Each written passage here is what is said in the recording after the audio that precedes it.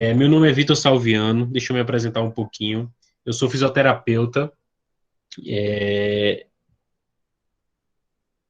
formado aqui pela Universidade Potiguar, do Rio Grande do Norte. Eu sou pós-graduado em neuroreabilitação, sou diplomado em quiropraxia, terapia manual e tenho várias formações na temática que nós vamos conversar hoje, que é neurociência do movimento. Eu sempre fui apaixonado por movimento humano, por neurociência, tanto que minha pós-graduação foi em neuroreabilitação. Hoje eu sou professor universitário, entrei aí nessa carreira universitária, eu sempre gostei de compartilhar ideias, de compartilhar informações, eu acho que isso é muito enriquecedor, e eu dou aula nos cursos de fisioterapia da Facene do Rio Grande do Norte. Esse é meu humilde Instagram, então quem quiser lá dar uma força, seguir, eu compartilho muita coisa, dica, orientação. Se vocês tirarem alguma foto ou print, me marca, então eu vou gostar muito de poder conhecer vocês até um pouco. Cara, e eu sou do Rio Grande do Norte, eu sou de Mossoró, tive presente no ENEFSE aí ano passado, no Piauí, a convite do Anderson, do Instituto Seven, e para mim é sempre um prazer falar com vocês e poder contribuir com informações sobre o que eu gosto de estudar e o que eu trabalho. Então, eu já trabalho há algum tempo na área de educação e na área clínica mesmo. Eu tenho experiência com os atletas internacionais, né, de CrossFit, principalmente na reabilitação dos atletas. Eu faço parte de uma equipe de saúde sul-americana de saúde dentro do CrossFit, mas eu gosto muito de movimento, é coisa que me apaixona. Então esse sou eu, mais uma vez, quem puder ir lá no meu Instagram, me seguir, me marcar, vai dar uma forcinha para nós, né? Para nós, vai ser muito válido. Então vamos lá.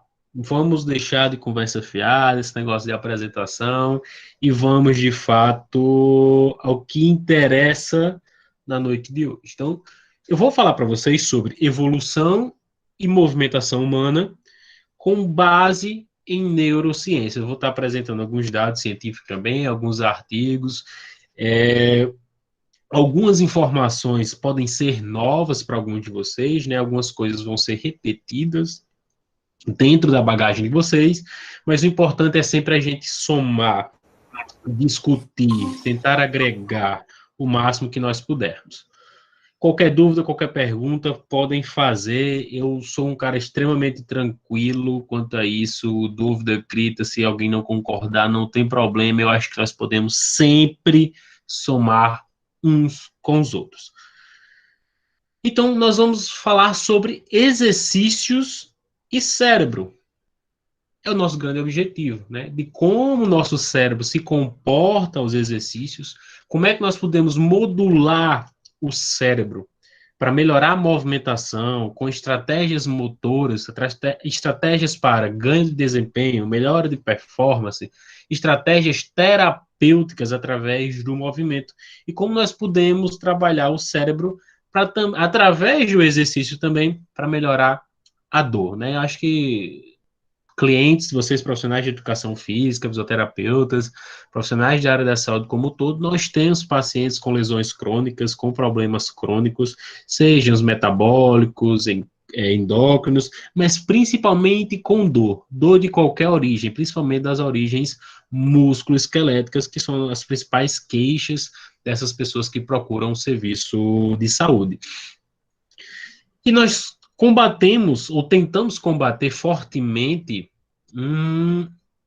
a mísera e problemática sedentarismo, que é o grande calo no pé de nós profissionais de saúde quanto à população.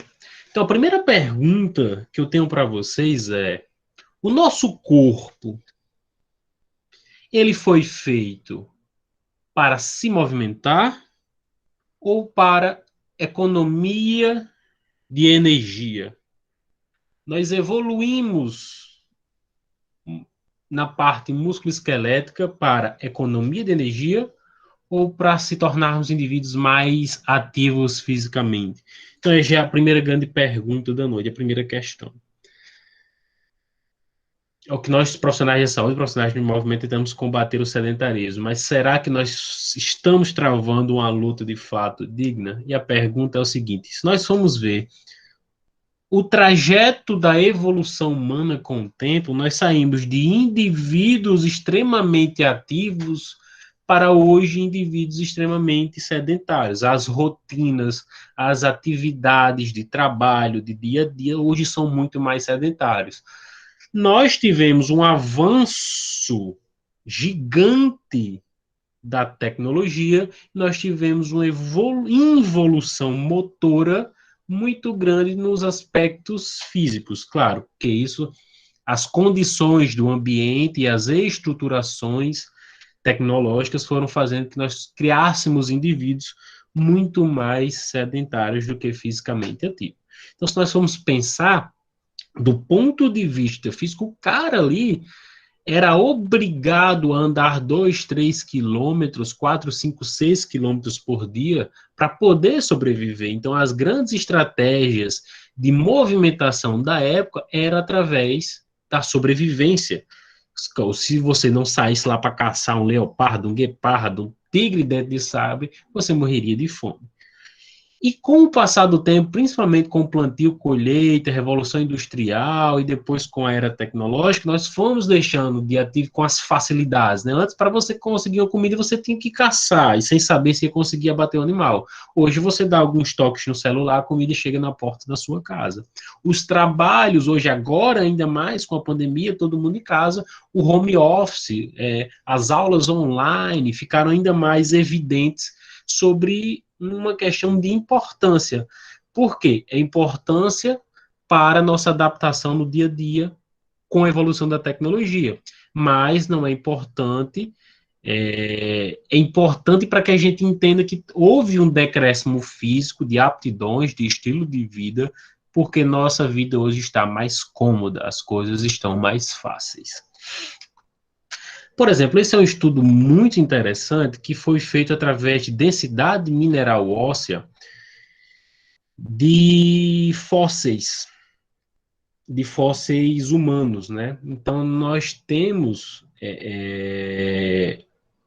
e os indivíduos, com o passar do tempo, do período de mais atividade para o período já que começou a colheita, um pouquinho da Revolução Industrial, ele já foi se adaptando às estruturas anatômicas. Os ossos, a densidade mineral óssea dos indivíduos com a evolução humana foi ficando mais frágil, porque as movimentações, os exercícios foram aos poucos, mas de forma gradativa, sendo diminuídos. E isso faz com que o corpo gere adaptações. Uma dessas adaptações foi a menor quantidade de cálcio nos ossos para os indivíduos mais modernos em comparação aos indivíduos, a fósseis de indivíduos mais ativos para a época. E tem um estudo que ele é muito interessante, que ele viu duas coisas, na verdade. O primeiro é o grau de sedentarismo da população brasileira e população mundial. Mas esse estudo aqui, principalmente de baixo, ele é uma coisa muito interessante. Indivíduos que são submetidos a um exercício, seja ele qual for, mas esses indivíduos que foram avaliados na marcha e corrida, com o passar do tempo, eles foram criando adaptações corporais para uma maior economia de energia. O cérebro adotou estratégias motoras para que esses indivíduos cumprissem a tarefa, que era caminhar ou correr em uma determinada distância, para que essa tarefa ela fosse cumprida com o menor gasto energético possível. Então, teve adaptações de articulações, músculos, de velocidade de movimento e de frequência respiratória e cardíaca para fazer com que os indivíduos fizessem uma tarefa com menos gasto de energia possível. Se a gente for comparar os dados de sedentarismo do mundo, principalmente a partir daquele estudo, nós temos, ao longo de 15 anos, de coleta, 47% das pessoas em idade adulta no Brasil não pratica atividade física suficiente para que seja considerado um indivíduo ativo. Menos de 2 horas e meia de esforço por semana, ou 75 minutos de atividades semanais de forma intensa. Entre homens, 40,4%, e mais da metade das mulheres tem uma predisposição, ou, claro, devido a todas as questões que nós já falamos de adaptação, deveres de casa, cuidar da criança, trabalho, 53,% dessa amostra foram feitas por mulheres. O Brasil é o país um dos países mais sedentários do mundo, através desse estudo, à frente, inclusive, dos Estados Unidos, e é o país mais sedentário da América Latina. Então, nós temos uma briga, os profissionais do movimento, seja para qualidade de vida, para emagrecimento, hipertrofia, para a saúde como um todo, mas também quem usa estratégias de movimentação para reabilitar ou tratar algum problema, principalmente músculo-esquelético, nós temos um grande oponente, que é o próprio sistema nervoso central dos indivíduos que nos procuram para esse serviço. Então, inconscientemente, esses indivíduos são forçados ou têm a tendência de serem sedentários, isso de forma natural.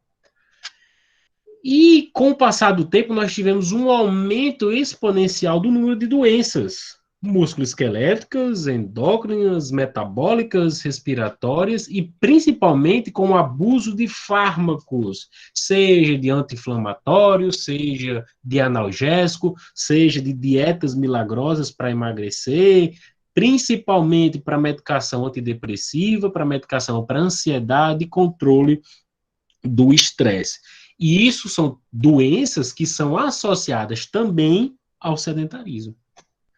Mas, principalmente, uma coisa que chama muito a atenção, meus queridos, são o aumento também de doenças neurodegenerativas, principalmente com o aumento da inflamação de células nervosas.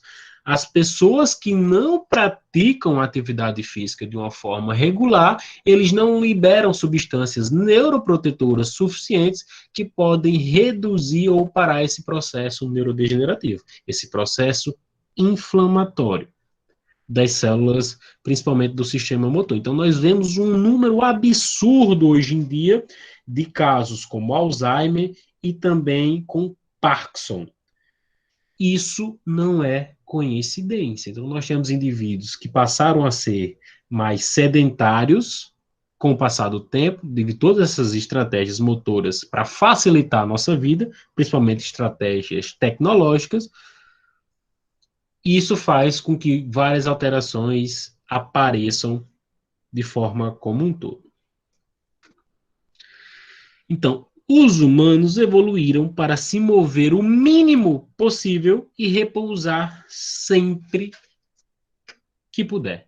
Então, nossa evolução para o dia de hoje, em termos de movimento, nós produzimos indivíduos que se movimentam menos e que se repousam mais. Se a gente for pensar, é muito mais confortável ficar em casa deitado, assistindo Netflix, comendo pipoca, com sanduíche, pizza, tomando refrigerante, do que estar na academia fazendo pelo menos 1 hora de musculação ou de qualquer treino físico. A gente está falando de que é mais confortável, não é mais saudável. Estamos falando de conforto, de preferência desses indivíduos. Os indivíduos vão preferir o que é mais confortável. E aí vem um trabalho muito grande de conscientização da gente, profissional da saúde, em trabalhar sobre isso. Então, nós, meus queridos colegas, nós evoluímos para se tornar mais sedentário, para se movimentar menos. Nós, inconscientemente, criamos tecnologias para facilitar nosso trabalho, vida, comida, maneira de se vestir e de se comportar, comportamento motor. Isso é uma grande briga que a gente tem com a evolução e com a parte inconsciente que trava os avanços de nossos indivíduos que precisam da terapia do movimento, seja ela qual for, para uma reabilitação musculoesquelética ou para uma qualidade de vida, saúde, hipertrofia ou qualquer coisa que esteja atrelada ao exercício. E quando nós falamos de movimento, de exercício, nós tínhamos, pelo menos há algum tempo atrás, a clareza que tinha duas áreas que coordenavam e comandavam de formas sincrônicas o movimento, que era o córtex motor e o córtex sensorial. Era o que a gente conseguia encontrar informações com mais facilidade. O córtex sensorial também, porque os movimentos, né, não só o cerebelo também, coordenação e equilíbrio, mas principalmente os comandos motores para gerar alguma atividade, para gerar algum movimento, ele vinha do córtex, e achávamos que antes era só uma estrutura separada que só comandava o movimento, que mandava informações aferentes para um comando motor e que recebia informações referentes para depois destrinchar e mandar um comando para aquele grupo muscular ou para um músculo específico. Só que, na verdade, nós temos outras áreas motoras agora, que é mais sabida sobre isso, que se integram, que se juntam e comandam e coordenam a movimentação. Então, nós temos umas áreas motoras no cérebro e suas funções. Então, essas áreas motoras, ela tem a função de projetar para a periferia impulsos nervosos para realizar um movimento, seja ele simples ou complexo, e receber impulsos de outras regiões para que possa entender aquilo ali e gerar um comando motor como resposta. Ele vai provocar distúrbios, essas áreas vão provocar distúrbios motores quando lesionadas, seja um paciente sequelado de um acidente vascular cerebral, um traumatismo craniano. Então, essas áreas, quando são afetadas, elas reproduzem distúrbios motores. E também os distúrbios cognitivos, né, que a gente acabou de falar, principalmente do Parkinson. Provoca movimento quando elas são estimuladas cognitivamente, involuntária e voluntariamente, e ela possui atividade neural e fluxo sanguíneo aumentados quando percebem e acompanham a execução do movimento. Claro, eu preciso do aumento de suporte de oxigênio e principalmente do fluxo neural na região específica do comando e movimento, quando a gente percebe o movimento, mesmo que nós não façamos. Quando eu vejo, por exemplo, quando o seu aluno vê você explicar o movimento, um agachamento, seja ele qual for, aquela reprodução que você faz, seja através de um vídeo, ou seja, você presencialmente explicando como ele deve fazer aquele exercício, eu já tenho áreas cerebrais ativadas, o aumento do fluxo sanguíneo de atividades neurais, mesmo que o indivíduo não faça nenhum movimento, só em ele ver e perceber como ele deve fazer o movimento. Saiu um novo estudo, eu acabei esquecendo de colocar aqui, peço perdão para vocês, mas vou compartilhar lá no meu Instagram também. Que indivíduos que imaginam que fazem um movimento através de uma ressonância nuclear magnética funcional, eles com olhos fechados, imaginando que fazem um movimento, eles ativam essas áreas corticais também. Teve até um ganho de força para indivíduos que fizeram treino de abdução do dedo mínimo só com treino mental. Foi comparado, foram 3 grupos, um grupo que não fez nada, um grupo que fez exercício resistido com liga e indivíduos do grupo de cognição, que eles separam no artigo, que fazem a imaginação da abdução do dedo mínimo. Depois de 12 semanas fazendo treinos imaginários de abdução do dedo mínimo, os indivíduos ganharam força no teste manual.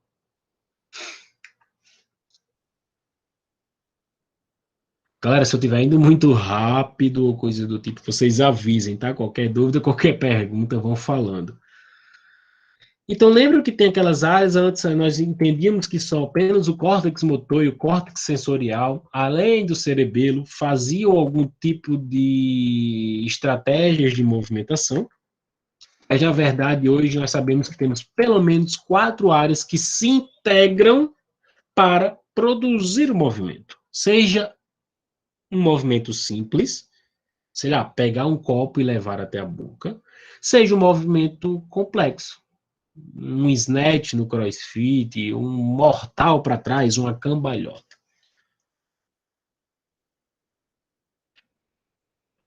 Então, nós temos principais quatro áreas principais que se entregam, que se integram, que andam juntas, que trocam informações para que nós possamos coordenar e programar o movimento e executá-las também, claro. Então, nós temos uma área denominada M1, que é a área motor primária, que ela tem a função de comandar os movimentos voluntários. Então, é uma área que ela é mais ativada do que as outras. O aumento do fluxo sanguíneo, o aumento da atividade cortical, ela é maior nessa área quando eu faço um movimento voluntário, quando eu quero fazer o movimento, quando eu conscientemente quero pegar um copo, levar até a boca e tomar minha água. Quando eu conscientemente vou fazer um supino, uma rosca direta, um agachamento, enfim, quando eu faço um movimento que eu pretendo fazer. Nós temos área motora suplementar e área pré-motora, que são áreas envolvidas no planejamento dos movimentos voluntários. E qual é a diferença aqui? Aqui é quando eu penso o que eu vou fazer voluntariamente. Eu, na minha cabeça, digo, agora eu vou agachar. Então, eu ajusto o meu corpo para agachar. Alguns com a base mais fechada, alguns com a base mais larga, outros que conseguem ficar na posição de cócoras. Então, eu planejo o movimento que eu vou fazer, eu ativo mais essas áreas. E nós temos a área motora cingulada, que eu já vou começar a chamar a atenção de vocês para algumas coisas. A área motora cingulada são movimentos que têm conotação emocional. Como assim?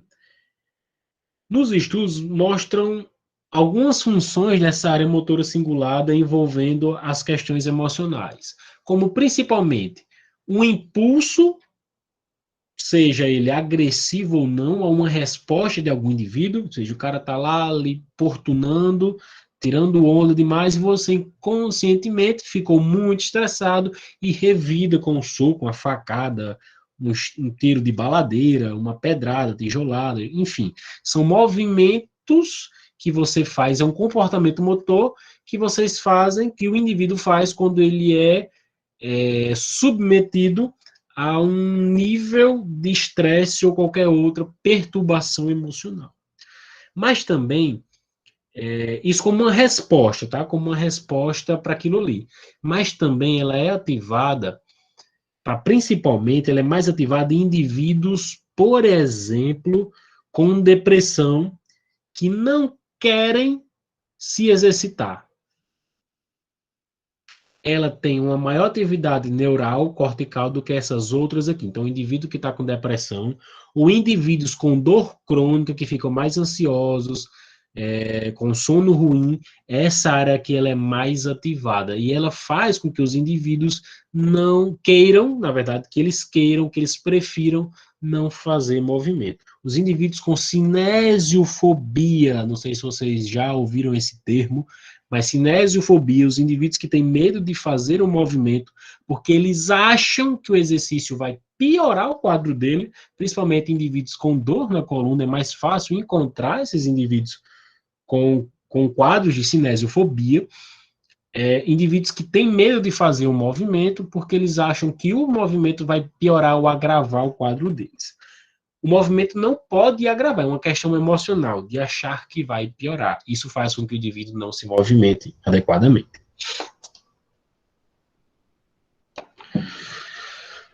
Então, essas áreas, apesar de elas terem funções previamente estabelecidas, elas se comunicam entre si para produzir o movimento. Então, tudo que nós produzimos de movimento, na verdade, não são áreas isoladas que fazem isso, mas são áreas específicas que trabalham em conjunto para que a gente produza algum tipo de movimento. Claro, em alguns momentos, algumas áreas vão estar mais ativadas do que outras. Tudo tranquilo até aqui? Alguma dúvida? Qualquer coisa eu posso voltar e repetir para vocês. Se tiver tudo ok, eu vou mandando ver aqui, vou dando continuidade.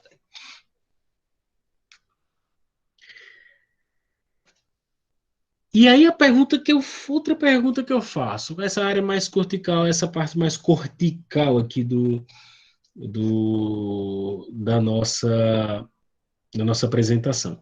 Mas eu faço já uma segunda pergunta para vocês. Quem ensinou este indivíduo a agachar? Quem foi que ensinou esta criança a realizar este padrão de movimentação? Ninguém. Isso é uma movimentação natural, Cócrates. Então, os indivíduos, as crianças, nós fazíamos isso mesmo que há muito tempo atrás, na verdade, nossos ancestrais faziam isso rotineiramente por uma questão de manuseamento, de fogo, de ficar mais próximo da comida. Então, hoje, com as cadeiras, nós ficamos mais tempo sentado em uma posição que não nos permite, com o tempo, com as adaptações que o corpo faz com o tempo, por destreino, nós impedimos de fazer esse movimento. Ah, mas só quem consegue fazer assim é criança, depois que você fica adulto, você não consegue mais fazer isso.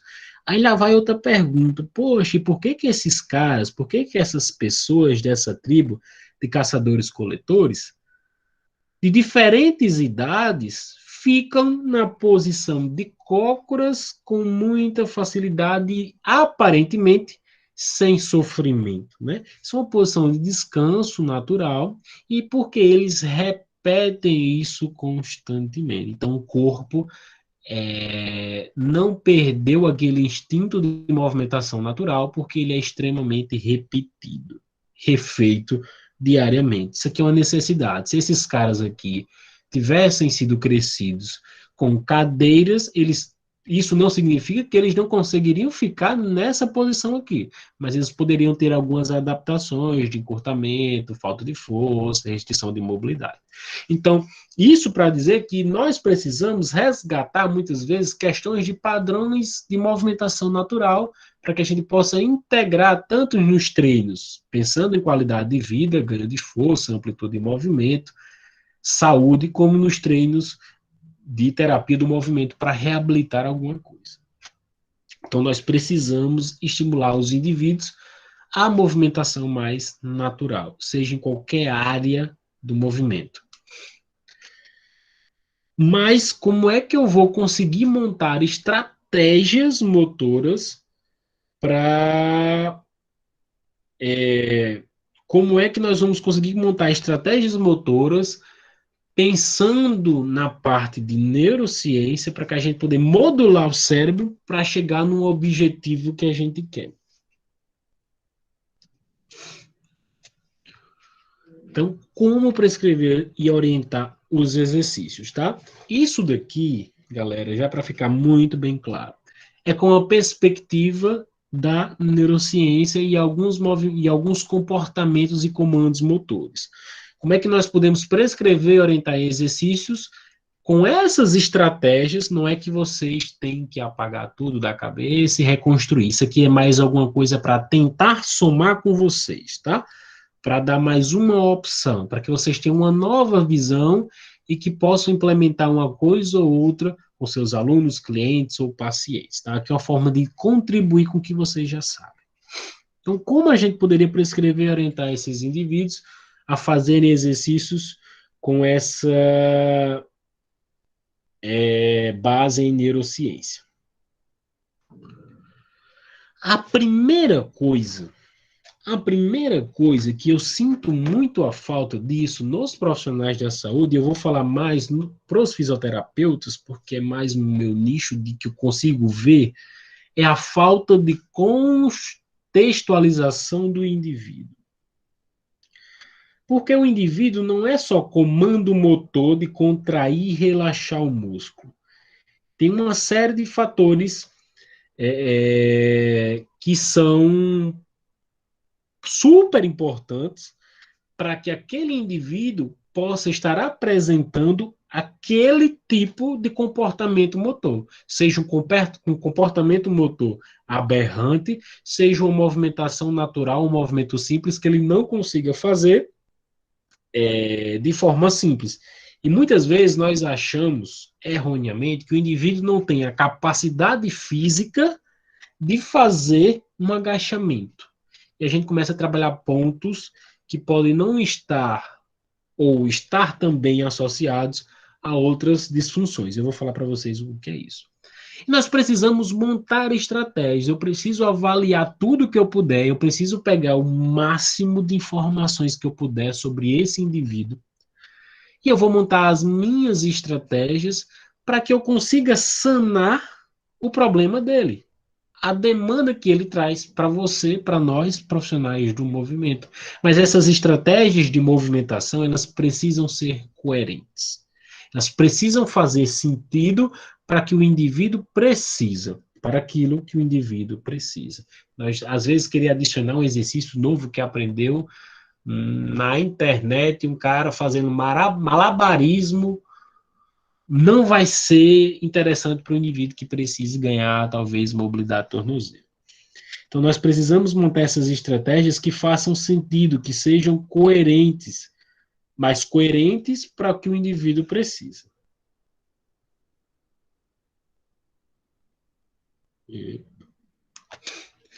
Por que que nós precisamos contextualizar o indivíduo? Porque o indivíduo não...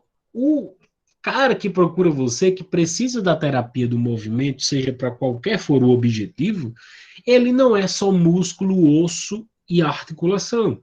Existem muitos fatores que podem estar associados que impedem que ele realize um exercício ou uma tarefa motora de forma fácil, simples, crucial. Então, eu não posso só avaliar se o cara está obeso, se o cara está com falta de forças, medidas ou coisa do tipo. Nós precisamos ver essas outras suportes. Por exemplo, dor, se a dor é crônica, se essa dor é aguda, se esse indivíduo já tem um problema, uma doença de base, um histórico familiar, se essa dor ela acarreta problemas cognitivos, depressão, ansiedade, se esse indivíduo ele era sedentário, se ele era fisicamente ativo, se ele vem se recuperando de lesão, como é que está a alimentação do cara, como é que estão os fatores conjugais, empresariais, que podem estar afetando o movimento. E por que eu falo disso, para ficar claro para vocês? Olha isso daqui.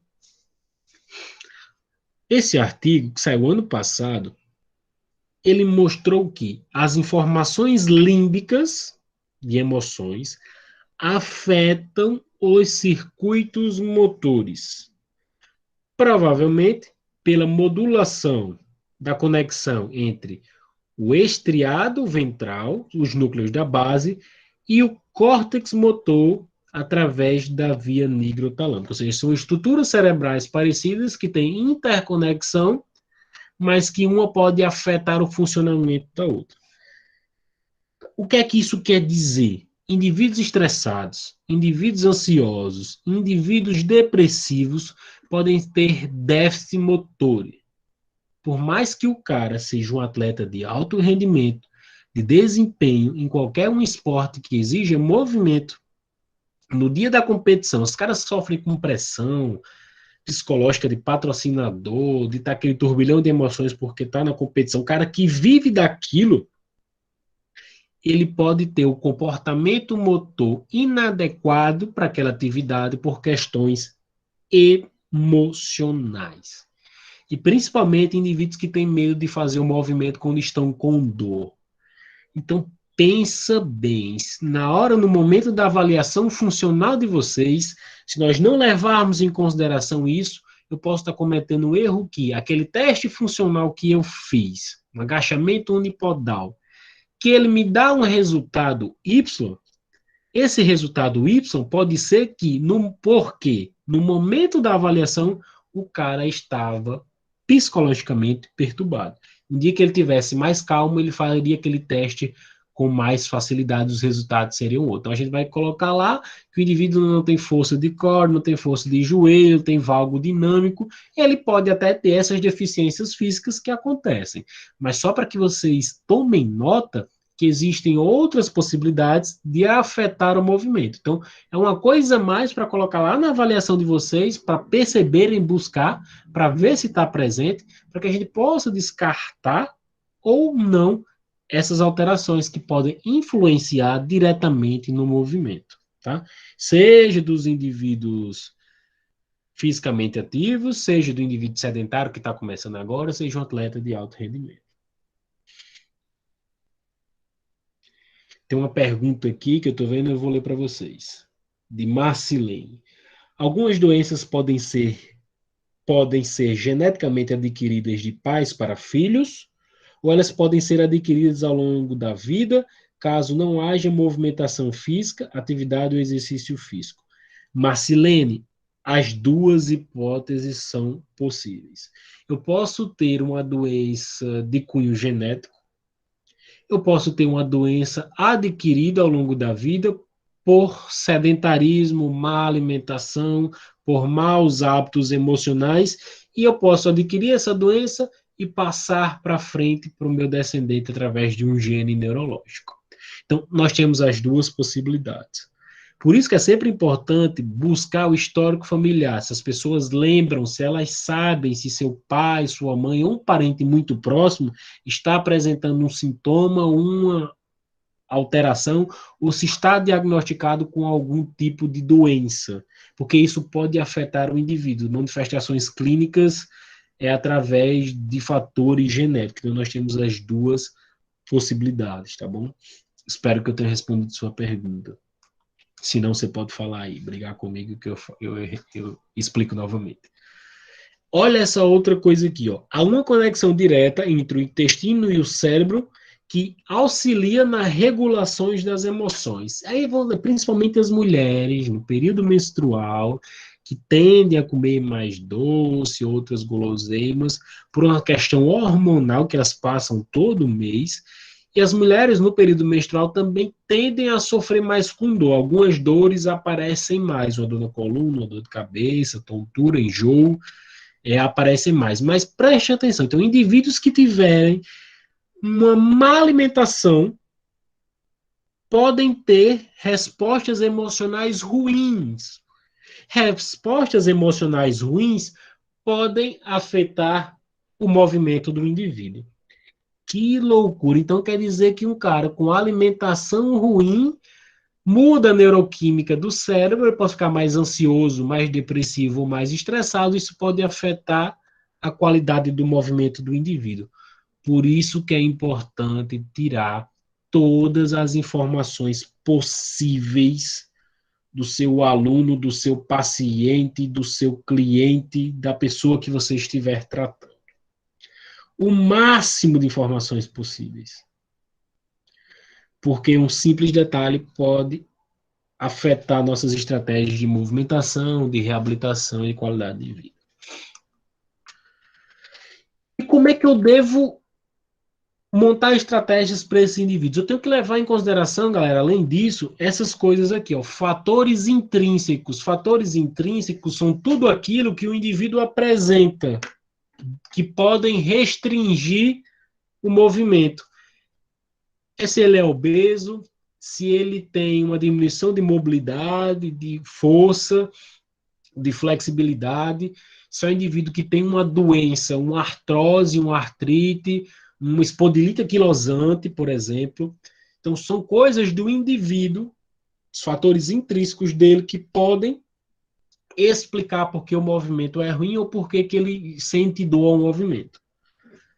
Eu tenho que levar em consideração a tarefa, o que é que eu quero que esse indivíduo faça, seja para qualquer área for, de reabilitação, se eu quiser introduzir ele ao movimento, a exposição gradual, se eu quero aumentar a carga e intensidade de treinamento para um cara que já é fisicamente ativo. Então, eu tenho que levar em consideração a tarefa, o que é que você quer que o indivíduo faça.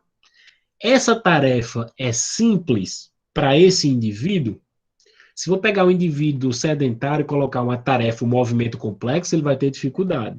Se você pegar um indivíduo extremamente ativo, atleta, e colocar uma tarefa simples para ele, vai ficar muito fácil. Então, ele não vai ter estratégias motoras para avançar ali. Ele vai ficar tranquilão, suave. Nós não vamos ter o ganho que nós queríamos que ele tivesse. Então, nós temos que aumentar a carga, dificultar o exercício, coisa do tipo. Se é um indivíduo que a gente quer reabilitar ele de alguma coisa, nós temos que ver que se o ambiente que o indivíduo está inserido, ele proporciona o quadro dele piorar ou o quadro dele melhorar. Vendo tudo isso, eu tenho que ver o comportamento motor do indivíduo. Como é que ele faz o movimento quando eu peço para ele reproduzir? É um comportamento motor bom para minha demanda? Eu quero que ele agache, ele está agachando bem? O agachamento dele é cheio de compensação? Ele nem consegue agachar, ou ele faz um movimento extremamente aberrante, que pode induzir a me pensar que ele tem um problema muito mais grave. Então, eu tenho que ver tudo isso. Os fatores do próprio indivíduo, a tarefa que ele está executando. Uma coisa que eu vou falar para vocês, a estratégia que eu utilizo, principalmente para indivíduos sedentários com dor na coluna. Eu gosto muito de fazer testes funcionais e de ver padrões de movimento. Se eu pegar um indivíduo sedentário com dor na coluna lombar e eu peço para ele agachar, eu digo assim, ó, João, agacha.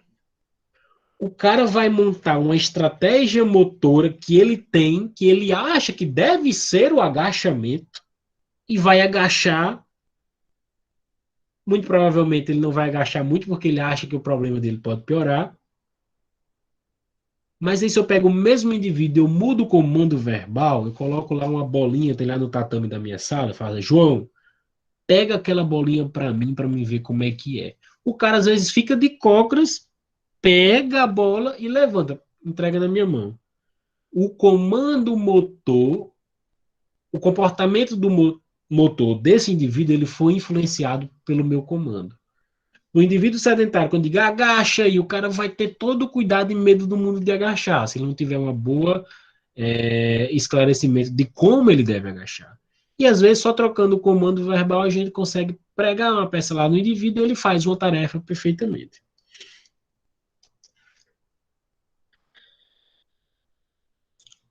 Adriano Almeida, como posso aumentar a mobilidade do indivíduo? Adriano, primeiro, ele tem que. Depende, cara. Depende de mobilidade de quê? Se é mobilidade geral ou específica. Mas temos que fazer um treino voltado para a mobilidade, normalmente de tarefas multifuncionais, trabalhar a multifuncionalidade desse indivíduo. Movimentos específicos para melhora de mobilidade para o que você quer melhorar, e movimentos multifuncionais que trabalham articulação, nervo, músculo, tudo junto, englobando um conjunto de grupos musculares e articulares. Então, isso depende de como, o que você quer e como você quer. Tá? E nós temos que levar em consideração, galera, capacidade versus demanda. Isso é muito importante. Por quê? O indivíduo adulto, 25 anos,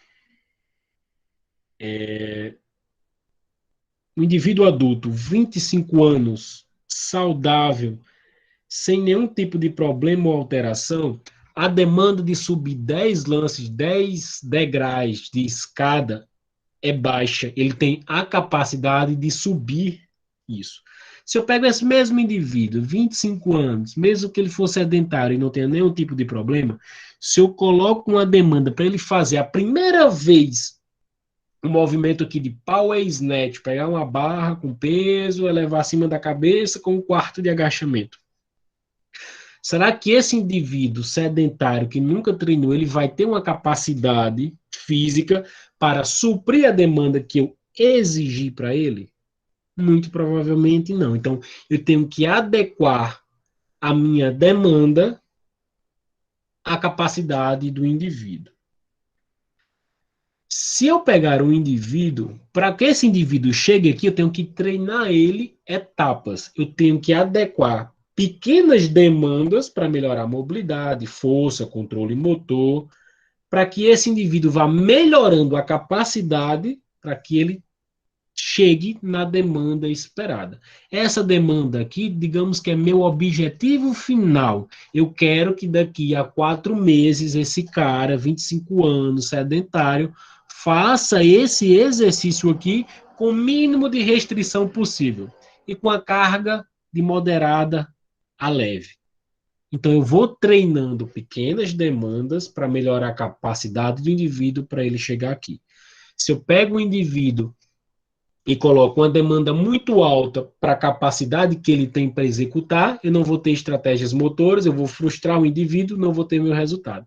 Se eu pegar um indivíduo que tem uma capacidade muito grande e eu coloco a demanda muito baixa, esse indivíduo vai zombar de mim. E o sistema nervoso central também, porque aquela atividade é muito fácil. Então, eu tenho que equilibrar a capacidade do indivíduo com a demanda que eu vou exigir dele, com as estratégias, com os movimentos, com os exercícios que eu vou exigir dele para atingir o meu objetivo, seja ele qual for. Motivação é fundamental. E se uma coisa que faz parte da movimentação é adequar a capacidade e a demanda do indivíduo.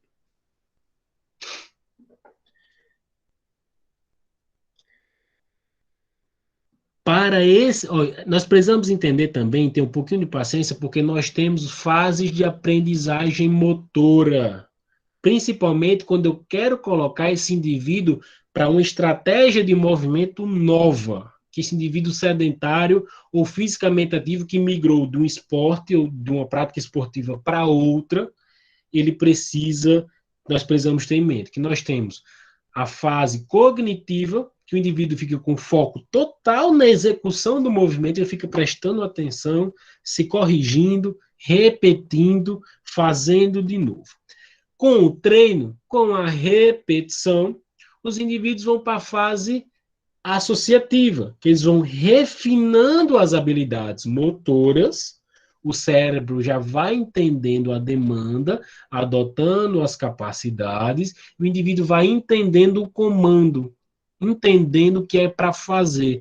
Ele vai já refinando e aprimorando os movimentos. E nós temos a fase autônoma, que é quando o indivíduo aprende, ele faz lá sozinho, vai precisando de adaptação, aumentando a carga. O que é que nós precisamos entender? Que isso é uma fase de adaptação.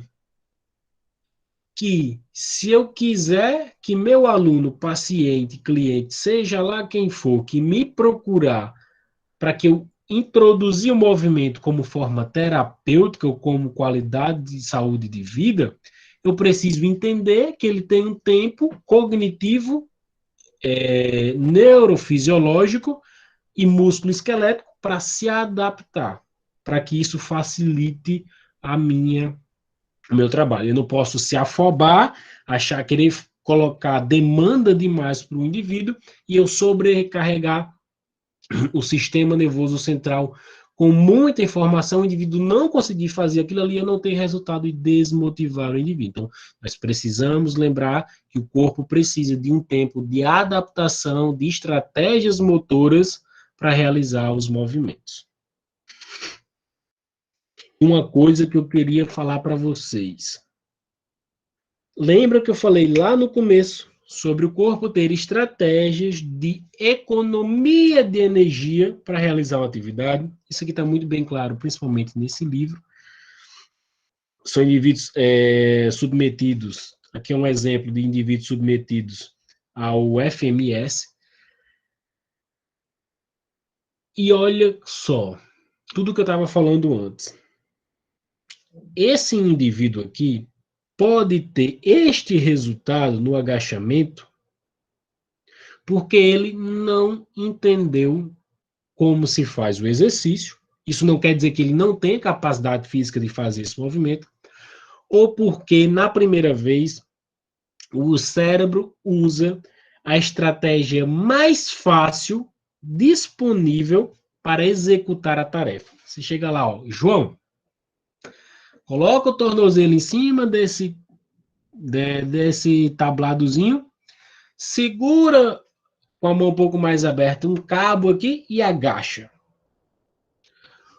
O movimento que ele reproduzir nas primeiras vezes pode ser a estratégia, o cérebro está utilizando a estratégia motora disponível que o indivíduo tem no momento. Isso vai depender se ele é fisicamente ativo, os fatores intrínsecos da tarefa e tudo que a gente falou. Com a repetição do teste, o indivíduo pode chegar o movimento padrão normal que a gente deseja. Então, se a gente não tiver noção disso também, eu posso condenar o indivíduo com um diagnóstico ruim, músculo-esquelético ruim, porque ele não foi bem no teste funcional. Mas, às vezes, é só o cérebro com um mecanismo de adaptação para fazer uma tarefa com menos economia de energia. Então, vamos levar isso em consideração. A repetição, certificar que o indivíduo entendeu o movimento que é para fazer, repetir, reproduzir, e aí a gente começa a detalhar mais sobre isso. Mas lembre que os mecanismos, existem mecanismos de adaptação. Então, eu peço para o indivíduo fazer um movimento, ele faz um movimento ruim, não é porque ele não tem a capacidade física para fazer um movimento bom, mas pode ser que o corpo, o cérebro esteja adotando uma estratégia mais fácil para fazer o que você pede.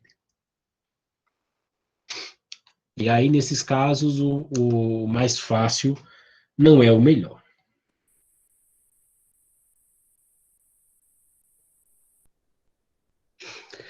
E aí eu tenho que levar em consideração 4 coisas para colocar essas estratégias de neuromovimento, neurociência, que é preferência do indivíduo. Nós temos que levar em consideração preferência do indivíduo.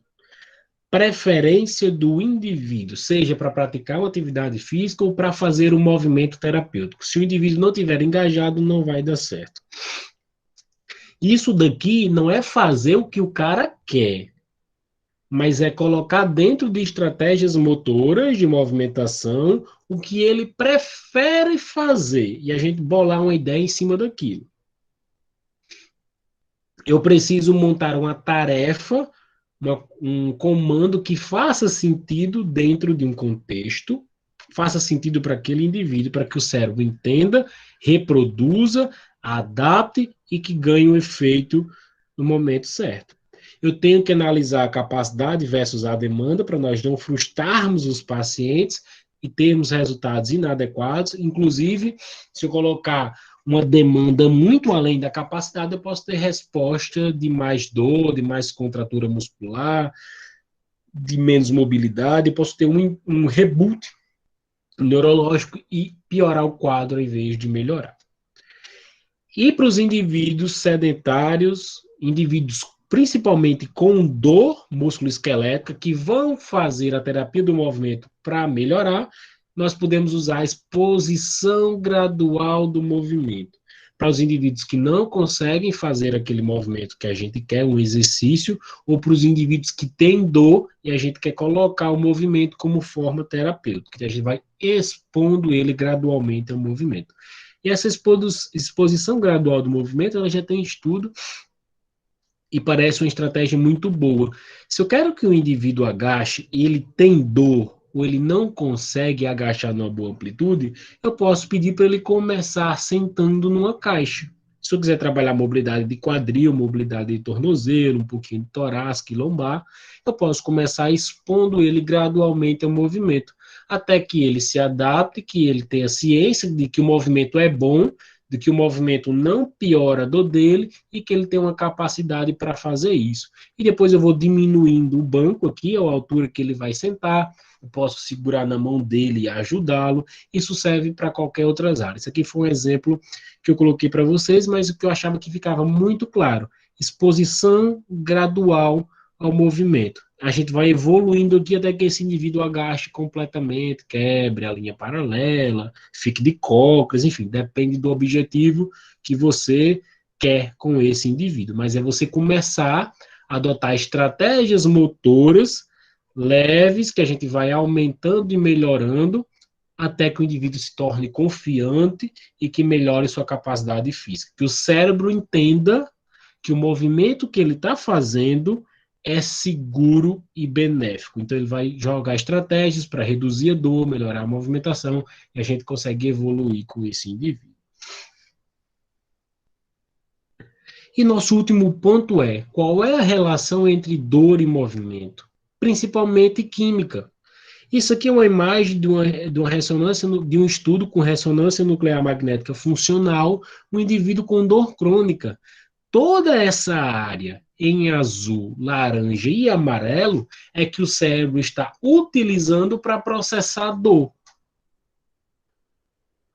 Indivíduos, área motora, área da crença, área de visão, área de fé, né, de crença, de movimentação, de processamento de dor, estão sendo utilizadas para uma outra função. O cérebro entende que a dor está contínua, o indivíduo é sedentário, tem cinesiofobia, não se movimenta, não toma remédio, não faz nada para melhorar da dor, fica ali um ciclo vicioso. Então, o cérebro, através da economia de energia, ele vai pegar outras áreas cerebrais que produziam informações de outra coisa, eles pegam emprestado essas áreas para reproduzir mais dor ainda. Então, nós temos uma dificuldade com os indivíduos de dor crônica, porque isso começa a se alastrar e se espalhar, e, por exemplo, através do movimento, nós conseguimos tomar de volta, neurologicamente falando, as áreas de processamento de movimento, e ela deixa de produzir dor e passa a produzir mais movimento. Então, nós temos outras áreas, principalmente dos indivíduos com dores crônicas, que o cérebro pega emprestados os neurônios para reproduzir mais dor ainda, principalmente na dor crônica. E o que é que nós podemos fazer? Nossas estratégias de movimentação, principalmente o benefício da atividade, do exercício, ele vem com a constância. Nós temos que deixar isso muito claro para os indivíduos. Repetição, constância, intensidade, seja o exercício terapêutico para reabilitação, seja qualquer exercício para qualidade, bem-estar e saúde. Então, nós temos principalmente 3 substâncias com ativação muscular, com movimento, com exercícios, com mais ativação cerebral, que nós liberamos, que ajudam a combater e tentar reverter principalmente esses processos crônicos. Serotonina, dopamina e ocitocina. Então, nós precisamos ativar o sistema de recompensa, que é, eu coloco um indivíduo para fazer, um indivíduo com dor crônica, por exemplo, ele começa a fazer movimento, esse movimento ele passa a ser constante e regular, isso vai fazer com que eu libere mais substâncias químicas, serotonina, dopamina e ocitocina, que vão dar uma sensação de prazer, de bem-estar, e eu vou começar a reverter esse quadro aqui. Então, sistema de recompensa químico do cérebro, através dessas substâncias, estão envolvidos na melhora da dor do indivíduo quando ele é submetido a um programa de exercício físico, esportivo ou terapêutico.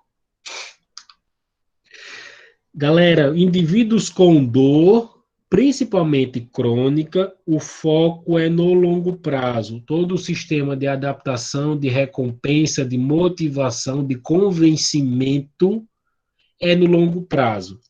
Imagina, um indivíduo sedentário que passa 10 anos sofrendo com dor, procura um profissional para começar a fazer exercício, ele quer ficar bom em 2, 3 semanas. Então, o foco é no longo prazo, porque nós precisamos de neuroplasticidade e que o cérebro precisa se adaptar a uma nova realidade para poder liberar mais substâncias e reverter o máximo que puder desse quadro. Então, foco no longo prazo, no exercício constante e repetitivo. E eu sempre falo uma coisa, a dor é o boleto do corpo. Todo mundo, uma hora, vai ter um boleto para pagar, independente do que faça. O problema é você não deixar acumular boletos ou acumular dor. A importância da gente falar para os indivíduos de repetir que o exercício cura, que o movimento cura, e nós não podemos deixar acumular boleto. Se você acumula boleto, você tem que pagar eles todo mês, senão você vai se lascar. Como é que você vai pagar o boleto? Fazendo exercício. Fazendo exercício todos os dias, você vai ter um resultado no final do mês que já vai ser uma parcela daquele boleto. Então, dependendo de como você consegue, que o indivíduo consegue ser aplicado nos exercícios, na movimentação, em cumprir o que o profissional da saúde pede, de fato, ele vai poder quitar o boleto, a sua conta mais rápido, ou se ele for deixando para lá, vai acumulando juros e vai ser complicado de pagar. Então, a dor é o boleto do corpo e nós precisamos fazer alguma coisa para mudar e para pagar essa conta. Nós precisamos pagar essa conta de alguma forma, uma forma sensacional para pagar a conta do corpo é o exercício, é a terapia através do movimento, para os indivíduos com restrições neuromusculoesqueléticas, metabólicas, cardiorrespiratórias e principalmente os indivíduos com dores músculos esqueléticos. Então, a dor é o boleto do corpo, nós precisamos fazer isso para pagar. Eu digo isso no meu consultório, olha, vamos começar a pagar o boleto.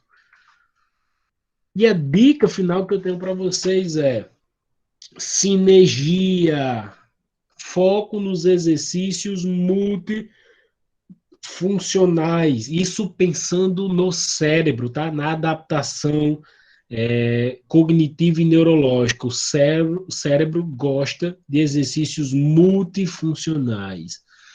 Propor desafios para o indivíduo. O sistema nervoso central se acomoda muito fácil. Se nós conseguimos produzir desafio, estratégias de movimentação desafiadoras dentro do limite do paciente, nós temos uma chance maior de ir melhorando e não fazer com que o indivíduo se adapte, né? Que o sistema nervoso central se adapte àquela demanda. Então, progressão de tarefas, colocando mais carga, dificultando os exercícios, colocando mais obstáculo, deixando mais funcional, atividades simultâneas para esses indivíduos também.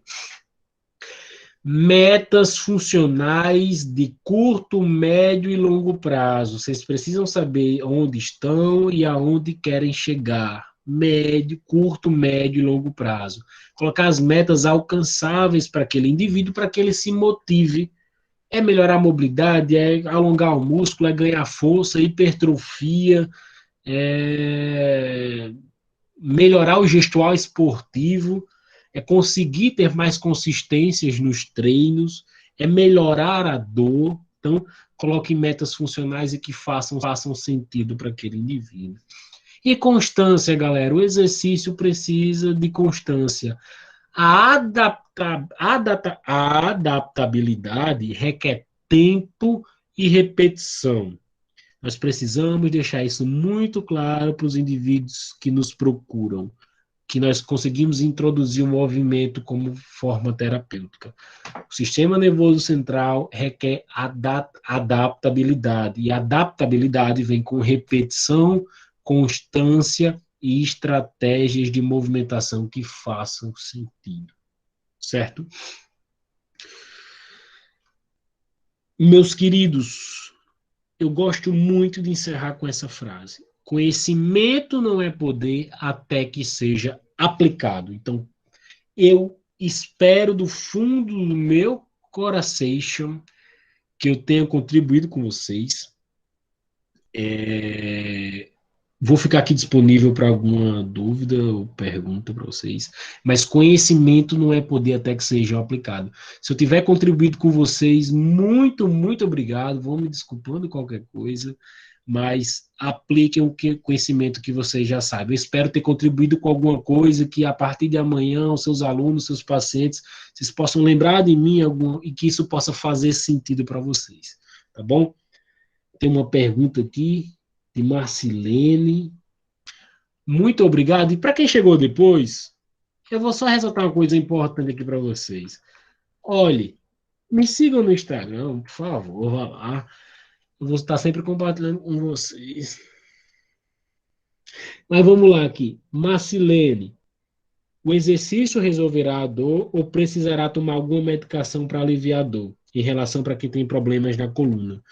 Marcilene, depende, tá? Indivíduos com dores, por exemplo, indivíduo com espondilite anquilosante, que é um processo inflamatório constante, todo momento, eles precisam tomar altas doses de anti-inflamatório, mas aí é uma questão da patologia. Mas se for uma dor por hérnia de disco, uma dor, às vezes, por escoliose, uma dor por estresse facetário, por ponto de tensão miofacial, às vezes você nem precisa tomar medicação. Então, depende de caso para caso. O importante é que esses indivíduos com dor na coluna sejam submetidos a um programa de tratamento, principalmente funcional com exercícios. Alguns indivíduos vão precisar de medicação, não são todos. Na verdade, nós queremos que os indivíduos deixem de tomar remédio para ficar com a vida mais livre disso, e o movimento ajuda muito isso. Precisará ter um exercício adequado ao problema que a pessoa está passando? Sim, posso ter um exercício adaptado, adequado para esse indivíduo, e depois eu colocar esse indivíduo para fazer a atividade que ele quiser. Eu tiro ele da dor, deixo ele mais funcional e coloco para ele fazer uma atividade regular que ele quiser, musculação, bicicleta, academia, natação, crossfit, corrida, tênis, peteca, desde que esse exercício seja constante. Com base nas informações, solicitar tanto um clínico geral como um profissional da área da educação física? Sim, nós podemos solicitar. Olha, eu gosto muito do trabalho multiprofissional, multidisciplinar. Eu amo, eu trabalho com nutricionista, com médico do esporte, com profissional de educação física, com psicólogo, com dentista em alguns casos de questões do orofacial, por exemplo, mas nós podemos pegar, às vezes tem indivíduos que precisam de um exame de imagem, do eletroneuromiografia, então isso depende muito de caso para caso. Solicitar ajuda de outros profissionais ou uma requisição disso, né? Se o indivíduo, profissionais de educação física, fisioterapeutas, profissionais de movimento, são profissionais de primeiro contato. Nós conseguimos avaliar o indivíduo e colocar suas estratégias de movimentação de acordo com o que a gente acha que é certo, com o que aquele indivíduo precisa. Às vezes, eu gosto muito da palavra humildade. Tem horas que nós devemos entender que, em alguns casos, se eu não conseguir resolver o problema do meu paciente, cliente ou aluno, eu consegui encaminhar para outro. Ou outro colega de profissão, nós não somos concorrentes, nós somos colegas de profissão, nós devemos trabalhar juntos e elevar um ao trabalho do outro. Acho que a profissão só cresce se for dessa forma. Eu tenho que ter humildade de saber, se eu não estou conseguindo resolver o problema do meu indivíduo, eu encaminhar ele para o médico, para um nutricionista, para um psicólogo, solicitar uma medicação, né, se for médico, coisa do tipo, um fitoterápico, enfim. Mas para ele começar a atividade, eu posso montar minha estratégia, avaliação, sem precisar de prescrição nenhuma.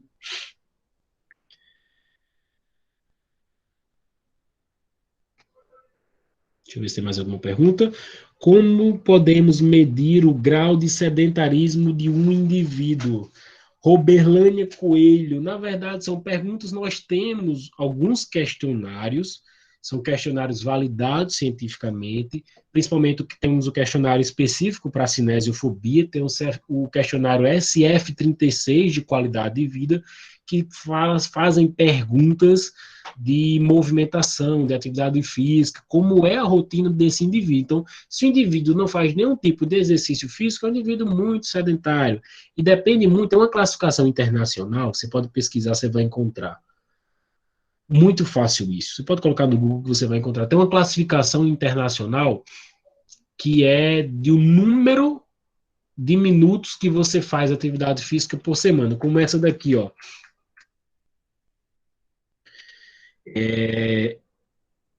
A recomendação da OMS, que é praticar pelo menos 2 horas e meia de esforço moderado por semana ou 75 minutos de atividade intensa por semana. Então, se for abaixo disso, está abaixo da recomendação. Então, aí você consegue quantificar, mais ou menos, muito sedentário. Mas tem os questionários para isso, certo?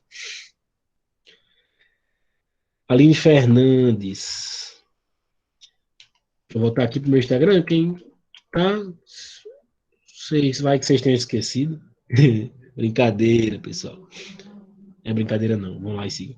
Pessoas que possuem esporão calcâneo no período em que não estão sentindo dor podem fazer exercício com pequenos saltos ou corridas, ou esse tipo de atividade irá agravar, trazendo mais dor a este cliente? Aline, boa pergunta. Isso depende muito, tá?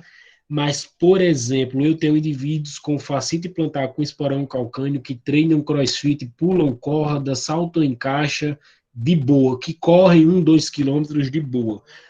Tirando a fase inflamatória, esses indivíduos podem treinar sim, tá? Eu costumo pedir para o indivíduo, para o aluno, para o cliente, para o paciente, comprar uma palmilha de silicone que amortece o impacto. E aí ele faz um período de adaptação e depois ele retorna gradualmente às suas atividades. Então, tem indivíduos com mais de 3 anos sem ter crises, fazendo exercícios adaptados e exercícios normais, de alta intensidade, de pulo, de salto, de corda, de corrida, sem sentir dor. Mas, claro, que fazem regularmente, alongam panturrilha, tibial anterior, que fazem liberações miofasciais, que usam a palmilha, e eles fazem essas atividades de boa. Não recomendo fazer isso no momento que está com dor. Sua pergunta foi muito boa. No momento que ele estiver sem dor. No momento que estiver sem dor, saiu do período agudo, ele pode fazer sim. Se o exercício começar a incomodar, nós vamos mudando a estratégia de movimentação. Professor, encurtamento muscular acarreta a amnésia glútea? Pode, pode acarretar sim. Tanto o encurtamento, nós conseguimos fazer que os indivíduos treinem mais isso, né, de alongamento, de força também, mas as liberações miofasciais, principalmente em musculações mais profundas, conseguem trabalhar um pouco essa questão da amnésia glútea também para esses indivíduos. Os exercícios de mobilidade e alongamento, eles realmente tratam e curam a dor, no caso do esporão calcâneo, ou minimizam o problema, depende, mas ajudam muito, Aline. Eles não vão curar o problema porque é uma questão óssea, né? Tá lá o esporão calcâneo, mas os sintomas eles melhoram, às vezes até desaparecem. Como eu falei para você, eu gosto muito de trabalhar liberação miofascial, força, flexibilidade, mobilidade de tornozelo, quadril e às vezes coluna lombar. Eu trabalho muito com terapia manual, né? Então faço liberações, agulhamento, quiropraxia nesses indivíduos, mas principalmente o uso da palmilha no calçado. Isso ajuda muito, melhora também. Na verdade, é a soma de fatores. Paulo Lima, falta de mobilidade articular ou músculos hiperativos ou fásicos podem influenciar diretamente no padrão de movimento dos indivíduos?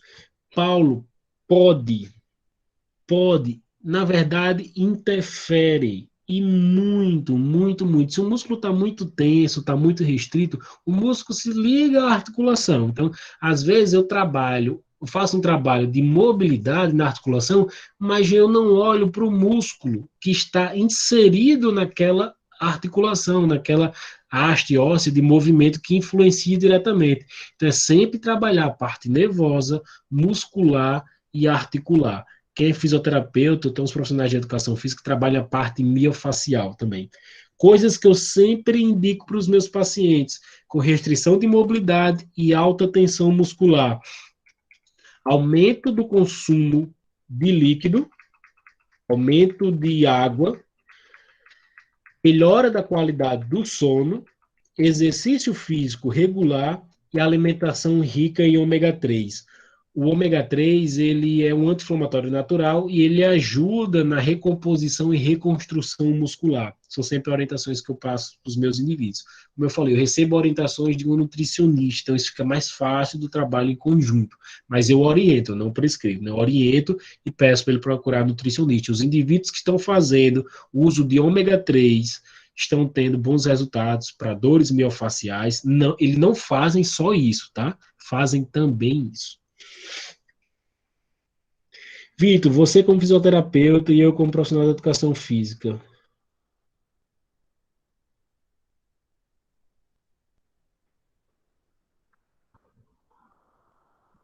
Vitor, você como fisioterapeuta e eu como profissional da educação física. Não se vê onde começa o trabalho um de outro. Olha, isso é muito importante, Carlos. Cara, isso é muito importante. Um assunto excelente. Eu trabalho com terapia do movimento baseado em reabilitação. Claro, profissionais de educação física também. Eu trabalho em conjunto, cara, com 2 profissionais de educação física. Eu consigo entender até onde eu posso ir. Os meus colegas conseguem entender até onde eles podem ir. Mas o mais importante é a gente conseguir trabalhar em conjunto, pensar 2 cabeças ou mais de profissões diferentes que entendem um pouco de movimento, somando para melhorar o paciente. Eu acho que isso é sensacional. Claro que tem momentos, pô, o cara vem para mim, eu não vou passar treino de força resistido, eu não sei fazer isso, mas eu consigo fazer um tratamento terapêutico para ele baseado no movimento. O cara, vem para mim, vem me ensinar LPO. Pô, eu treino, eu sei, mas eu não vou lhe ensinar LPO porque o profissional da educação física sabe muito mais LPO do que eu. Então eu não vou, os que têm formações em LPO, então, enfim. Mas, cara, o importante é a gente trabalhar sempre em conjunto, sabe? Eu sou fã da educação física, eu sou fã da medicina como um todo e todas as suas agregações de profissão. Eu sempre acho que o trabalho multiprofissional é o melhor. Eu não seguro paciente, cliente, eu encaminho para outros fisioterapeutas quando eu não consigo atender ou quando eu não consigo resolver o caso do meu paciente. Eu encaminho muito e eu trabalho muito em conjunto com outros profissionais. Então a questão é a gente tentar começar a parar com a briga besta que tem por aí, né? E a gente trabalhar em conjunto. Claro, a gente precisa também saber onde um começa e onde começa e termina não nossas habilidades, mas tem um nome aí que eu estou esquecendo. Enfim, a gente tem que saber onde deve ir, né? Mas sempre o trabalho muito profissional que mais me agrada, cara. E a dica para vocês, procurem profissionais que agreguem valor para vocês, para o trabalho de vocês. Porque quando você indica, encaminha outro profissional e vocês em conjunto resolvem o problema do cara, seja ele qual for, o cara vai indicar gato, cachorro, papagaio, periquito para vocês e vão ser gratos aos dois, tá bom? Gratos aos dois. A gente tem que pensar sempre no próximo, em nosso paciente, o cara que paga nossas contas, nossos clientes, que faz com que a gente levanta todo dia para trabalhar, que nos motiva. Nossa motivação tem que ser a melhora desse cara, sempre, sempre, sempre. Se ele quer emagrecer, se ele quer hipertrofiar, o objetivo é do cara, e a gente tem que se adequar a isso. Eu acho que sempre juntos nós somos mais fortes. Tá bom? Mais alguma pergunta? Bora lá, pessoal. Aproveitar a oportunidade e tirar todas as dúvidas, né? Vamos lá. Ismael Arcelino. Em caso de fratura óssea, em qualquer articulação dos membros inferiores, ocorre um sério agravamento, não executando o movimento ideal. Naquela articulação afetada pela lesão, foi curada há muito tempo, impede ainda executar qualquer flexão de agachamento ou em uma flexão plantar. Ismael, seguinte, pode. Tá? A primeira pergunta que você fez aqui. No caso de fratura óssea, em qualquer articulação dos membros inferiores, ocorre um sério grifo de agravamento, não executando o movimento ideal. Cara, o ideal para esses indivíduos com fratura é nós montarmos uma estratégia de movimentação que naquele momento que a fratura não está consolidada, que nós evitarmos de mover aquela articulação, para que ela não piore, para que ela... Eu posso ter um indivíduo com uma fratura instável ou com uma fratura não consolidada, eu posso aumentar essa fratura se eu coloco uma exposição de movimento muito grande. Se eu vou mover aquela articulação. Então, eu posso colocar estratégias de movimentação no período em que a fratura não está consolidada, para que eu trabalhe as outras regiões do corpo para que o indivíduo se mantenha ativo. E isso, naturalmente, vai melhorar a circulação e facilitar a cicatrização óssea. Eu espero a fase adaptativa, cicatrizou, eu começo a mover descarga de peso, movimentos mais funcionais dentro do acordo dele, dentro do que ele consegue fazer naquela articulação ali. Então, no momento que a fratura ela não for consolidada, se eu for mover a articulação, eu posso aumentar a fratura. Então, eu tenho que fazer o acompanhamento radiológico, consolidou a fratura, eu começo a mover aos poucos e depois eu vou intensificando isso. Tem a criação do calo ósseo, então dificilmente a gente vai conseguir lesionar de novo, claro, dependendo se for trauma, mas no momento que a fratura não for consolidada, o ideal é a gente não estar mexendo ali naquelas articulações.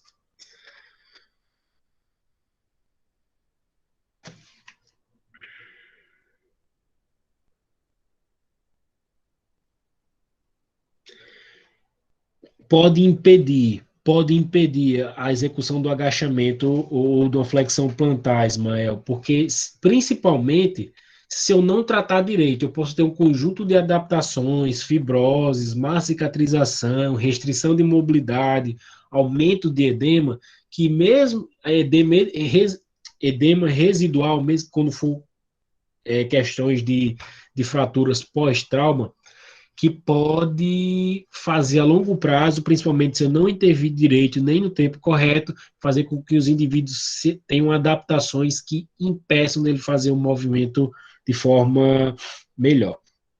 Pode acontecer isso sim.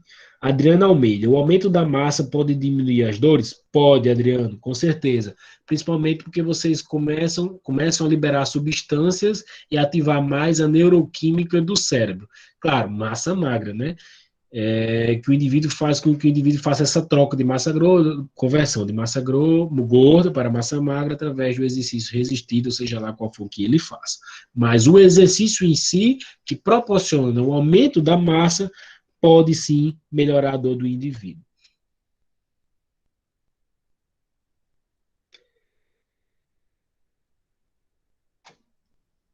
Se alguém tiver mais alguma pergunta, eu fico à disposição. Tem outra aqui, Daniel Barroso. O indivíduo sofreu um acidente, ficou com dores no joelho, seria o caso de reabilitação com fisioterapeuta, ou ele poderia iniciar treinos com profissionais de educação física normalmente? Daniel, tanto faz. Tanto faz. O ideal é fisioterapeuta e profissional de educação física. Real. Ideal. Nós temos na fisioterapia algumas condutas anti-inflamatórias e analgésicas que não são permitidas na execução da educação física. E nós temos exercícios da educação física para esses indivíduos que nós, fisioterapeutas, não sabemos ou não temos domínios de aplicá-lo de forma correta. Então, o ideal seria os dois, claro. Como eu falei para você, trabalho multiprofissional. Se fosse para escolher um, ele escolhe qualquer um, porque o exercício pode reduzir a inflamação, melhorar a dor e o movimento. Se ele for para o fisioterapeuta, a gente pode trabalhar exercícios terapêuticos e outras técnicas anti-inflamatórias, anti-edema e analgésicas também. O ideal é ir para os dois, cara. O ideal é ir para os dois. Mas os dois podem contribuir muito, muito, muito com esse indivíduo. Antônia, muitas dores no corpo podem ser psicológicas? Muitas dores do corpo são psicológicas. São psicológicas. Se essas dores não forem psicológicas, claro, não estou dizendo que toda dor é psicológica, mas uma grande parte é, tá? Uma grande parte é. Se ela não for psicológica, ela tem um agravamento psicológico. Normalmente são indivíduos que têm o maior índice de estresse, ansiedade, depressão resistência ao movimento, são pessoas que passaram por traumas na infância, seja ela criança ou não, ou teve um trauma, síndrome do pânico, então isso tudo pode influenciar nas alterações psicomotoras e psicossociais, indivíduos com problemas sociais, tímidos de comunicação, isso pode influenciar na sensação de dor, no aumento da sensação de dor. Américo de Oliveira, sobre a questão de treinos com pessoas pós-cirúrgicos, qual a limitação que devo respeitar? E a questão da inflamação. Américo, a pergunta é boa, mas a resposta ela depende, tá? Depende do pós-cirúrgico. Pós-cirúrgico de quê? De ligamento, de músculo, de fratura. E a inflamação, ela depende, cara, da pessoa.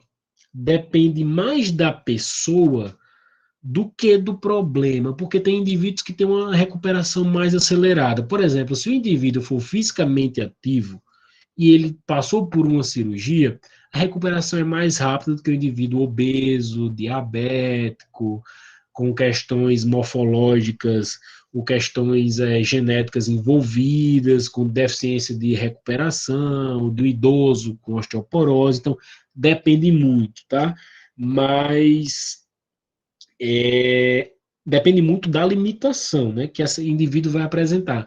Por exemplo, vou dar um exemplo para você de um pós-cirúrgico que nós temos.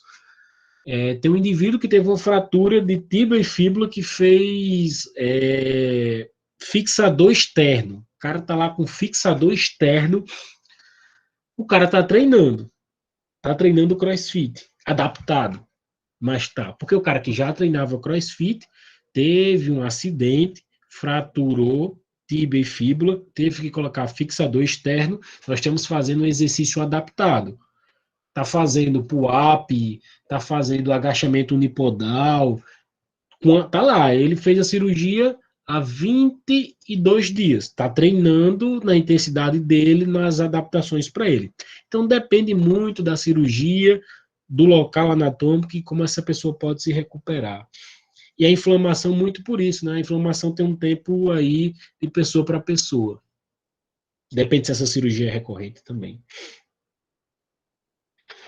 Diana Sâmia. Se um indivíduo com uma fratura cominutiva no punho, no rádio, com a colocação de um pino, é possível o indivíduo voltar ao movimento normal ou sempre terá limitação devido à placa cirúrgica? Dayara, que Dayana? Dayara, falei Dayana, perdão, Dayara. Dayara, é uma pergunta muito boa, mas esse indivíduo provavelmente ele vai ter a limitação.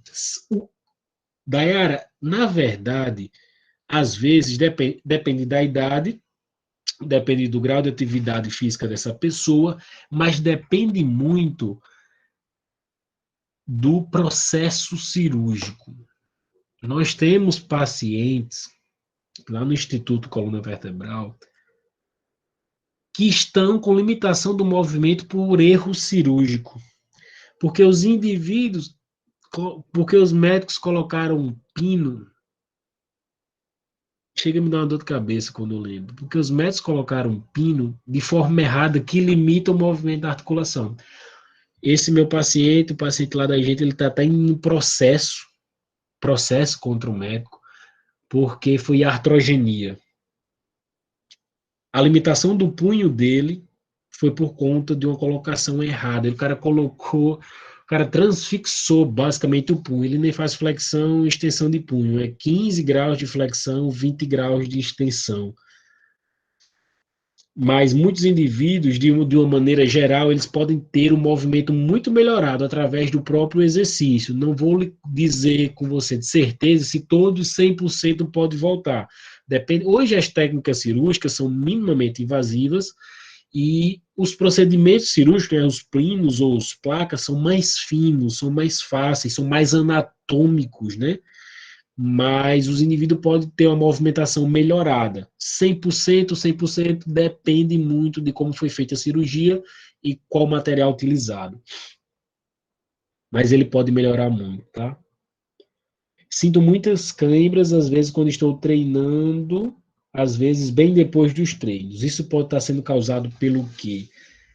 Gleice, muita coisa. Isso pode ser por falta de mineral de potássio, isso pode ser por fadiga muscular, isso pode ser por excesso de tensão, isso pode ser por questões de circulação. Então, se isso for muito recorrente, for muito intenso, você pode estar procurando até um vascular para ver se não é alguma outra coisa. Nós temos um indivíduo, vou falar para vocês, com câimbras recorrentes, que nós vimos que ele fez um exame de vitaminas, e ele estava com deficiência da vitamina B12. Isso estava, provavelmente, era a coisa que mais explicaria a cãibra dele. Ele está fazendo agora acompanhamento com nutrólogo e nutricionista e está melhorando. Falta de vitamina B12, deficiência maior de vitamina B12, mas também de vitamina D. Não sei se é o seu caso, tá? Mas provavelmente alongue mais, faça mais liberação miofascial, procure um profissional para fazer isso, que talvez você possa melhorar. Se persistir, acho que você deveria procurar um vascular também. Pode ser falta de deficiência de vitamina. Às vezes, mas eu tenho uma alimentação regrada, faço atividade física regular, às vezes é uma questão de reposição hormonal. Então, depende, Gleice. É muito sempre complicado a gente dizer o que é, de fato, cravar sem conhecer a pessoa, a história ou o histórico, né? Mas existem possibilidades. Eu acredito que possam ser essas. Tá bom? Mais alguma pergunta? Eu espero, galera. Opa, apareceu outro aqui. Eu gosto quando tem muita pergunta. Em relação a má postura durante o processo evolutivo do indivíduo, já na fase adulta, qual deve ser o processo de correção? Américo, quando a gente fala de alterações posturais, uma alteração postural como escoliose, hiperlordose, hipercifose, ou questões posturais de descanso mesmo, indivíduos na fase adulta, se for um indivíduo com escoliose, por exemplo, quando ele passa da fase de crescimento normal, que já tem a maturidade óssea, aquela escoliose ela não vai piorar, provavelmente. Só se ele tiver uma fraqueza muscular muito forte ou a causa for neurodegenerativa. Mas são exercícios específicos para escoliose. Na verdade, para essas questões posturais é o exercício, cara. As melhores condutas são exercícios. Tem gente comprando colete de correção postural. Isso é gastar dinheiro, não resolve para nada. Nós temos que levar em consideração também que muitas posturas que a gente fica, às vezes com o braço pouco curvado, rodado para frente, são posturas de economia de energia. Se a gente for tentar manter a posição, principalmente quanto adulto, o mais reto possível, nós vamos ter dificuldade para manter, porque nosso corpo entende que seria a forma mais fácil de economia de energia, tá? Mas o indivíduo de correção postural, de autopoliciamento e de autocorreção são as melhores formas para esses indivíduos. A gente tem que estar no pé, o indivíduo tem que se policiar, às vezes é um indivíduo que precisa de um trabalho mais árduo, de estar em cima, principalmente a gente falando aí indivíduos na fase adulta, tá? O melhor sempre intervir indivíduos na infância e adolescência, para evitar que isso seja um problema no futuro. Mas depois de adulto é complicado até a gente mudar esses padrões posturais, mas sempre com exercício.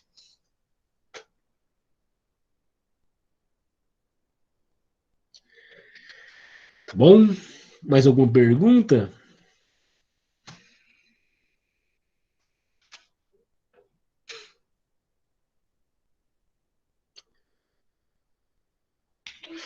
Vamos lá, pessoal. Mais alguma pergunta para o professor Vitor Salviano? Não? Tiraram todas as dúvidas? Coisa boa. Professor Vitor, meu amigo, acho que só tenho que te agradecer, né? Tem alguma dica para capacitação relacionada ao tema tratado? Não entendi alguma dica. Tem. Acho que são cursos, né, para fazer isso. Cara, tem a FBA, cursos FBA e resgate do movimento. São as melhores, são cursos de movimentação, de neurociência, tanto para profissionais de educação física como para fisioterapeutas. Vale muito, muito a pena. Minhas formações foram lá. Em breve, quando voltar da pandemia, nós estaremos montando um curso referente a isso, mas eu acho que muito provavelmente só sairá próximo ano. Mas são escolas que vocês podem buscar. FBA e Resgate do Movimento. Bom, meu amigo, parabéns pela sua aula, tá? Gostei demais. E o pessoal também aqui está dando parabéns para você, o Francisco Júnior, o Ismael, o Elton, a Marcilene, né? Então, pô, muito obrigado, tá? Pessoal, eu vou pedir para que vocês, hoje eu já sei como é que eu vou fazer essa fotinha de hoje, então, vamos abrir aí a câmerazinha para pegar mais gente, enquanto eu peguei bem pouquinha gente, tá? Mas hoje eu já sei como é que eu vou fazer isso aqui. Vamos abrir aí a câmerazinha de vocês para tentar pegar mais gente hoje, tá bom? Vamos lá, pessoal. Abra a câmera aí para poder pegar mais gente hoje. Ontem eu peguei pouquinha gente, hoje eu vou pegar um pouco mais. Para ninguém reclamar que não saiu na foto, né? O importante é a foto. Prepara. 3, 2, 1. Agora, valendo. X. Espera aí, o outro ali saiu com o ventilador, rapaz. Tira o ventilador aí, ó. Aparece na foto, botou o ventilador, tem um cachorrinho aparecendo. Peraí, pessoal, vou voltar aqui. Vamos lá. O do ventilador, aparece aí. 3, 2, 1, valendo. X aí. Pronto, valeu. Vou postar aí para vocês. Bom, galera, muito obrigado pela noite de hoje. Obrigado, professor Vitor, tá? Só tenho que te agradecer, cara, por esse tempo, por esse momento, por a tua contribuição conosco na maratona. E, claro, se alguém quiser fazer alguma consideração, faça agora, né? O cálice para sempre. Cálice para sempre, né? Esse é o momento. Beleza? Pessoal, o Vitor esteve conosco ano passado lá no ENEFS, lá na Parnaíba, tem um pessoal do Piauí aqui, não sei se alguém participou lá. Um evento muito maneiro, muito bacana. Esse ano nós temos a edição aqui em Sobral, a edição está, né, a gente vai rever a data por causa da pandemia aqui, a prefeitura ainda não sinalizou quando vai poder liberar o centro de convenções, mas é um evento muito bacana, tá? Mas a gente vai deixar vocês informados aí no grupo, é um evento sensacional, reúne muita gente do Nordeste inteiro, de várias cidades, então a gente vai deixar todas as informações mais na frente, tá bom? Quando o professor Vitor Saviano tiver algum curso, que ele lançar alguma coisa, eu mando para vocês também, para que vocês possam se informar também nessa parte de reabilitação, lesão, tá bom? Então, fiquem sempre em contato conosco, que a gente sempre vai estar passando informações para vocês. Essa é a nossa missão, essa é a nossa tarefa aqui na SEB, beleza? Meu amigo, obrigado. Estou te agradecer mesmo, beleza? Cara, eu agradeço demais a confiança e o convite. Eu espero, de fato, ter contribuído com vocês. E sempre que precisarem, pode falarem comigo. Quem conseguiu me seguir no Instagram, qualquer dúvida, qualquer pergunta, pode falar lá. Não tem problema nenhum, eu respondo todo mundo. E contem comigo para o que precisar, tá? Muito, muito obrigado. Beleza, Vitor, uma pergunta. O pessoal está perguntando se você pode disponibilizar o material, ou se tem algum problema, ou bota um PDF, alguma coisa que você poderia disponibilizar. Tá? Disponibilizo, eu mando por e-mail, aí você repassa para o pessoal. Tá bom. Você me Certo? manda, aí eu coloco lá no nosso site e dá tudo certo. Beleza? Beleza, perfeito. Ok. Pessoal, aqueles que comentaram ontem no post e que eu não mandei o e-book, me chama no privado, tá? No WhatsApp. Mas eu tentei mandar para todo mundo, ok? Daqui a pouco eu vou fazer uma nova postagem da aula do professor Vitor. Passem lá, curtem lá, comentem lá. Quem sabe não tem mais um bônus aí amanhã. Beleza? Valeu, pessoal. Muito obrigado. Boa noite a todos. Valeu, Anthony. Valeu, Luzia. Muito obrigado mais uma vez, Aline, João Paulo, Marciélia, Francisco Júnior, Pedro Moreira, Graziele, Yara, Gleice Kelly. Tá escuro aí, hein, Gleice? Carlos, Carlinhos, obrigado. Tá? Daiane. Pô, pessoal. Roger Farias, valeu, irmão. Valeu, pessoal. Agradeço a cada um de vocês por cada minuto que vocês deram aqui para a gente hoje, para mais um dia de maratona, tá bom? Lembrando que amanhã tem um professor, Lávio Andrade, tá? O Lávio é educador físico e fisioterapeuta e vai falar sobre como prescrever riscos e benefícios dos treinos em casa. Então, qual é o risco? Qual é o benefício de treinar em casa? Detalhe, o Lávio é fera. Depois eu passo no grupo lá para vocês conhecerem um pouco o trabalho dele no Instagram e é uma das referências aqui no Ceará, ok? Valeu, pessoal. Um grande abraço, boa noite a todos e a gente se vê.